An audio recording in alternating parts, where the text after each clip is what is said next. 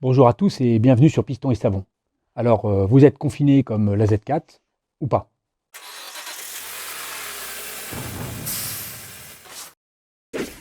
Aujourd'hui, une vidéo un peu différente, vous vous en doutez. J'aimerais vous donner quelques conseils pour ceux qui sont obligés de confiner leur voiture comme moi, et puis surtout pour les autres qui n'ont pas la chance d'être confinés et qui sont obligés d'aller travailler. Alors en confinement, comme d'habitude, la Z4, elle est sous sa housse. Mais comme elle n'est pas sortie depuis un mois et qu'elle ne va pas sortir encore un mois de plus, il y a quelque chose de très important sur ces voitures modernes, c'est de venir supporter la batterie, puisqu'il y a de la consommation d'énergie en permanence, et qu'au bout de 2 mois, un mois et demi même sur la Z4, eh ben, elle ne démarre plus, ou bien alors elle démarre, mais c'est un tableau de bord arbre de Noël qu'on a à la place. Donc j'ai mis mon petit chargeur qui est fait pour entretenir les batteries. J'ai acheté ça, je crois, 18 € chez Lidl il y a quelques années. C'est vraiment pas cher. Donc quand je l'ai mis, j'étais plus qu'à 11,8 volts, donc c'était vraiment temps de faire quelque chose. Et là, bon, bah, elle est impeccable, elle a 12,8. Ça fait déjà une semaine qu'elle est comme ça. Et elle va y rester.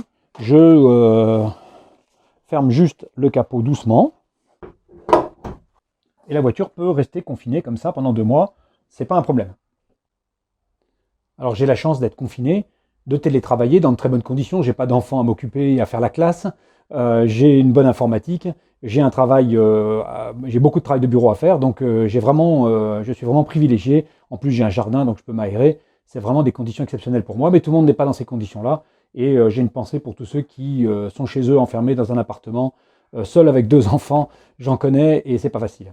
Donc j'ai eu des questions et j'ai lu beaucoup de bêtises sur l'utilisation de la voiture quand on n'est pas confiné, parce que il faut aller travailler.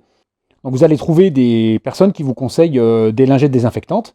Alors attention, c'est marqué dans celle-là qu'on peut les jeter dans les WC, ne le faites surtout pas, ça vous bouche les tuyaux, il faut vraiment mettre ça dans la poubelle. Donc j'attire votre attention parce que le principe des lingettes désinfectantes, c'est d'avoir un produit qui va tuer les virus, mais celle-ci, c'est bien marqué, il faut bien lire, c'est en petite ligne, qu'il faut un contact de 15 minutes sur les surfaces. Ça veut dire que vous allez mettre ça vous allez passer votre surface avec ça, et vous allez attendre 15 minutes. Donc pour la voiture, ça va fonctionner très bien, mais l'inconvénient que vous allez avoir, c'est que si vous avez des plastiques noirs, vous allez abîmer votre voiture. Parce que là-dedans, il y a de la javel, des choses comme ça, qui sont des produits qui abîment le plastique. Je ne vais pas faire le test parce que je ne veux pas le faire, mais sachez que si vous le faites, il faut le faire sur une voiture qui ne craint rien et le faire sur les endroits les plus difficiles, les plus contaminants. On va le voir tout de suite. Donc moi, je n'utilise pas ça.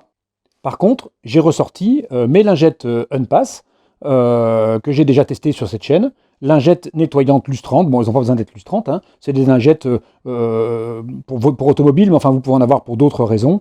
Ce sont des lingettes qui vont nettoyer. Et donc, ça va avoir un effet extrêmement bénéfique, même si ce n'est pas antiseptique. Alors bien entendu, si vous travaillez, que vous avez la possibilité, avant de partir de votre travail, soit de vous changer, soit d'enlever un survêtement genre combinaison et de vous laver les mains, c'est l'idéal. Comme ça, vous gardez votre voiture propre et vous n'avez pas besoin de la désinfecter tous les jours ou de la décontaminer puisque vous êtes rentré safe dedans. Si ce n'est pas le cas, et ça peut arriver, donc moi, je conseille l'utilisation des lingettes qui vont nettoyer l'automobile. Vous le faites le soir en entrant, de manière à ce qu'il y ait du temps entre deux utilisations. C'est très simple. Vous allez bien sûr prendre une lingette, mais vous allez surtout l'utiliser aux endroits et dans l'ordre où il y en a le plus besoin. Donc ces endroits, c'est facile à deviner, c'est l'endroit où vous mettez les mains. Donc bien sûr, le lever de vitesse. Je commence par ça parce que c'est le plus éloigné de la sortie de la voiture. Moi, je vous conseille de ne pas trop vous servir de la radio pendant ces moments-là, comme ça vous n'avez pas besoin de la nettoyer. Bien sûr, et c'est le plus important, c'est le volant, c'est là où on met les mains. Et donc là, il faut bien mettre le volant. Le volant, il doit être humide. Voyez, si vous voulez que votre nettoyage y soit correct, il faut que votre surface soit mouillée. Voilà, et on va la laisser comme ça. On ne va pas passer de microfibre dessus. On va laisser comme ça pour que ça agisse. Ça nettoie la surface, ça enlève ce qu'il y a dessus, même si ça ne tue pas les virus. Ensuite, bien sûr, la poignée de la porte. On va ouvrir avec la lingette. Et puis, quelque chose qui est très important, c'est bien entendu la poignée qui sert à fermer la porte et à mettre le coude ici. Voilà. Après ça, une fois que vous êtes sorti de la voiture, moi ce que je vous conseille, c'est la ceinture, et notamment la boucle que vous prenez à la main.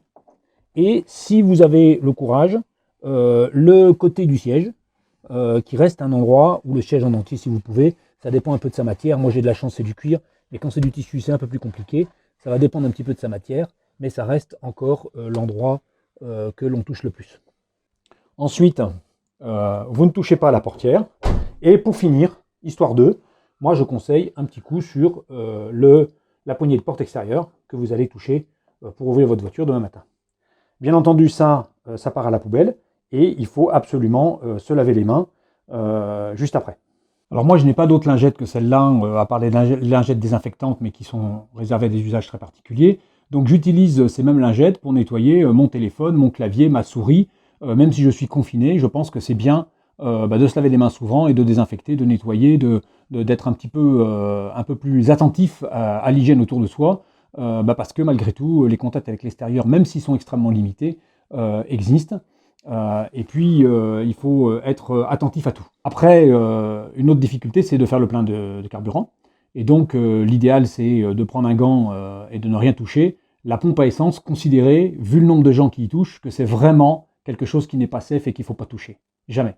Donc, vous pouvez être amené à faire le plein. Il faut bien de temps en temps si vous avez à rouler. Et donc, à ce moment-là, faites attention et ne touchez pas la pompe. Bien sûr, le programme de piston et savon est complètement bouleversé. Tout ce qui était prévu pendant ce temps d'avril où j'ai quelques vacances ne pourra pas être fait.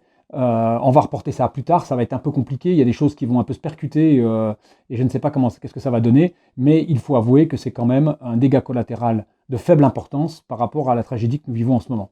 Donc je vous souhaite de rester extrêmement sérieux dans votre confinement si vous l'êtes, de faire très attention à vous si vous êtes obligé d'aller travailler, de manière à mettre des gestes barrières qui soient même plus importants que ce qu'on vous propose officiellement, parce que rien n'est trop dans ces cas-là. Portez-vous bien. Je vous remercie d'avoir suivi cet épisode de Piston et Savon, et je vous dis à bientôt pour une nouvelle vidéo.